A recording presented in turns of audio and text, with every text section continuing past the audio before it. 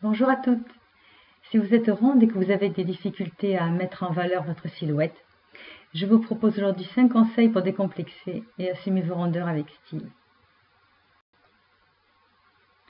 Le premier conseil, c'est une urgence. Arrêtez de vous camoufler. L'élégance, avant toute chose, c'est l'harmonie du mouvement. Il ne faut pas être engoncé, il ne faut pas être étriqué non plus. Ni à l'inverse, être dans des vêtements informes. Donc portez des vêtements à votre taille, ni trop grands, ni trop petits. Les vêtements XXL ne dissimulent pas vos formes, au contraire, cela les amplifie. Donc vraiment assumez avant toute chose votre stature et votre taille de vêtements d'une manière le plus naturelle possible. C'est vraiment impératif. Et souvenez-vous de quelque chose que je répète souvent, le style n'a rien à voir avec la morphologie. Le conseil numéro 2, c'est celui-ci, osez la couleur. Par pitié, arrêtez de penser que le noir, ça amincit forcément, que c'est ce qu'il y a de plus élégant. Selon les noirs, ça peut très vite faire justement cheap. C'est souvent une matière qui va délaver, qui va se jaunir, qui va se déformer. Donc ça n'a rien d'élégant. Quant au fait de faire paraître plus jeune, regardez la photo des sœurs Olsen à gauche. Ce sont des jumelles, comme vous le savez certainement. Et l'une a l'air d'être la mère de l'autre. Je crois que ça se passe de commentaires. Donc le noir, même le gris, le camel, le marron, toutes ces couleurs de base, elles sont utiles bien sûr. Mais il ne faut pas se cantonner à ça.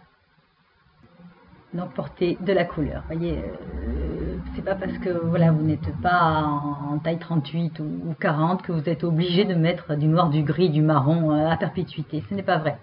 Il y a des couleurs qui vont illuminer votre teint, votre regard, votre visage, qui vont mettre en valeur votre corsage. Et c'est celle-là que vous devez porter au moins vers le haut, au moins près du visage. Et vous allez les porter avec bonheur, avec joie, avec conviction, avec dynamisme, avec gaieté. Et vous allez voir que ça change tout. Conseil numéro 3, c'est mon petit dada à moi. Chaque conseiller en image a voilà, un petit peu ce qui est important pour elle. Donc portez des robes. Non seulement la robe c'est le symbole de la féminité, n'en déplaise aux féministes exacerbées, mais surtout il y a plusieurs avantages à porter des robes pour une femme ronde et pas ronde d'ailleurs. Donc la robe souligne les formes, mais ne va pas souligner désagréablement le ventre ou les hanches ou les fesses comme le ferait un pantalon. Et si une coupe cache-cœur ou portefeuille, excepté pour les morphologies droites, mais une robe donc cache-cœur comme le porte la demoiselle là-haut, va à quasiment toutes les morphos et met en valeur justement votre décolleté, votre corsage, la taille si elle est fine, et la matière si elle est fluide, si c'est un jersey, un coton, de la soie, du crêpe, ça va aller très très bien. Autre avantage, voilà, des robes, on peut prendre 3 ou 4 kilos et continuer à rentrer dans une robe qui va être bien coupée, qui est à notre taille. Le pantalon, non. Et croyez-moi, j'en fais l'expérience cet été, je suis bien contente d'avoir des robes et des jupes. Ensuite, troisième intérêt, voilà, on évite ce matin de bouleverser toute son armoire, de tout mettre en vrac sur son lit, se dire mon Dieu, comment je vais assortir le haut et le bas, on n'a pas forcément le temps, on n'a pas envie, est-ce que les couleurs vont bien ensemble? La robe, c'est un tout. Et enfin, je pense que porter une robe, ça marque davantage l'esprit des gens. En soirée, mais aussi même en journée. Une femme en robe, c'est tellement justement rare, puisque maintenant les pantalons, c'est l'uniforme, qu'une robe, ça réveille l'intérêt. Le conseil numéro 4, c'est donc lié à la taille des accessoires. Une des rares règles mathématiques que j'ai retenues, parce qu'elle est liée aux proportions. Donc on l'appelle les ondes Kitchener, et si vous regardez bien donc sur les deux schémas, le cercle jaune à gauche paraît nettement plus petit que celui de droite, alors qu'ils ont exactement le même diamètre, parce que les éléments qui l'entourent sont plus grands. Donc si vous êtes ronde ou grande, ou deux, des accessoires justement imposants seront en harmonie, en proportion avec votre silhouette. Et ce sera beaucoup plus harmonieux. Donc voilà quelques exemples d'accessoires. Donc pour les bijoux, donc les bagues cocktails ou les bagues phalanges, des manchettes pour les bracelets. Alors pour les colliers, les sautoirs longs, ça va quand on a un cou pas très développé. Ou alors les gros plastrons, les pectoraux qu'on appelait avant, pour les coups plus longs, pour les ports de tête plus longs. C'est pareil pour les boucles d'oreilles, voilà, ou bien des grosses créoles si vous avez un cou long, ou de longues boucles qui vont affiner et allonger votre visage, dans le cas contraire. Et pour les sacs à main, excepté en soirée bien sûr, évitez les minaudières, évitez les pochettes, et prenez plutôt le genre cabas, besace, ou cet été, vous savez, les sacs en paille, les sacs ronds, c'est très à la mode en plus, et c'est très joli.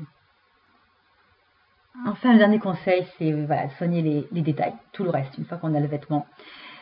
Ma mère me disait quand j'étais petite qu'une femme du monde, à l'époque une femme du monde, pouvait avoir le droit d'avoir une robe de 4 sous, mais que les chaussures et les mains devaient être impeccables. Vraiment, c'est à ça qu'on reconnaissait une vraie dame, comme elle me disait.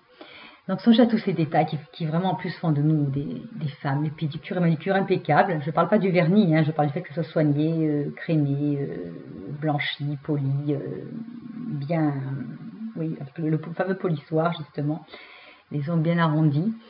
Des chaussures toujours entretenues, des chaussures qui sont soignées, quoi, qui ne sont pas abîmées dans le talon des paysagers, qui ne sont pas souillées par la terre.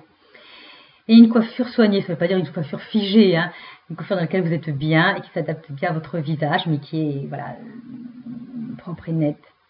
Et enfin, ce que j'appelle moi le vêtement du visage, donc un rouge à lèvres. Il y a vraiment toujours un rouge à lèvres qui convient à votre teint, que vous soyez blonde, brune, rousse, au teint pâle, au teint mordoré. Et ça termine vraiment une toilette.